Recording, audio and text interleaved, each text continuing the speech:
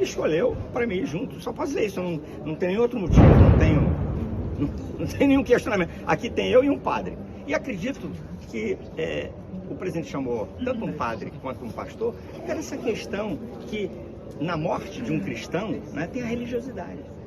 Pessoal, eu aqui de novo, Igreja Sem Política, e hoje para manifestar aqui no nosso julgamento, pelo presidencialismo de coalizão de Silas Malafaia, na comitiva do Bolsonaro, que se deslocou lá para a Inglaterra para prestigiar a rainha e, obviamente, selar o seu velório. Bom, porque o nosso olhar se volta para quem? Para aquele que se julga pastor e representante do povo evangélico e estava lá, fornecendo justificativas para isso que eu já vou mencionar. Bom, esse indivíduo, como todos os outros que o seguem, fornece uma materialidade de contradição ministerial absurda, o que seria suficiente para ser julgado por todos vocês e definido isso, o quanto esse cara é um mercenário. Mas vamos lá que eu vou expor aqui a vocês quais são essas contradições. Bem, ele na comitiva de Bolsonaro, e quem estava presente também, um padre do nome chamado Padre Antônio, e demais políticos. A comitiva estava bem calibrada, vamos dizer assim. Um pastor e um padre.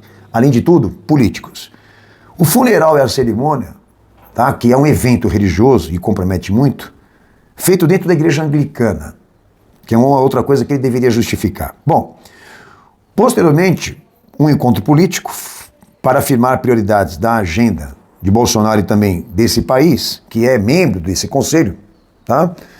Esse encontro foi feito dentro da ONU em Nova York. Detalhe, dentro de um recinto, onde está sendo discutido uma agenda, chamada Agenda Global, Agenda Mundial, de 2030, cheio de caracteres anticristãos. Quem conhece a agenda sabe. É uma coisa absurda o que a ONU propõe ali dentro da agenda para a humanidade. Vejam só vocês, tá? Agora, qual a justificativa dele? É só uma viagem. E na visão dele, o presidente o convidou, junto com o padre, por uma questão religiosa cristã, que envolve a morte e a ressurreição de Cristo. Vejam só vocês a justificativa desse cara. Agora, a definição ministerial desse pastor.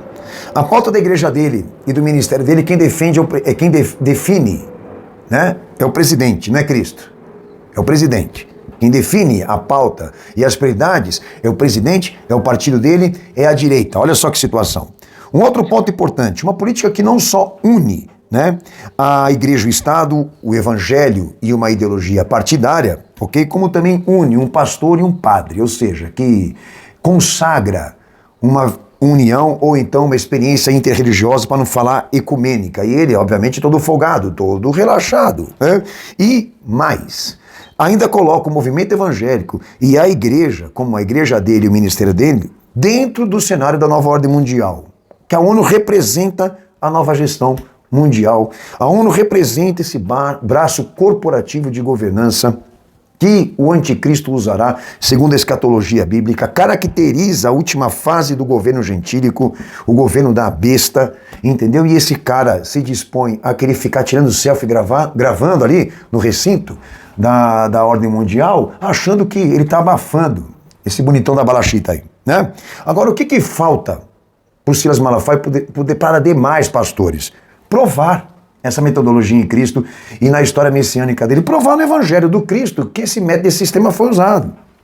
Vejam só vocês, ele consegue provar isso? Não. E detalhe, o que está acontecendo aí, pastor? Está batendo desespero nele, senhores. A água está batendo na canela desse cachorro aí, ele está preocupado porque se a esquerda realmente se eleger nesse país, ele vai ser o primeiro a sair daqui. E vai precisar sair, porque a esquerda vai caçar ele. Entendeu? Porque guerra política é assim. Então eu queria expor toda essa materialidade aqui e esses pontos importantes para você fazer a reflexão. Precisa de mais? Demais para poder realmente definir isso?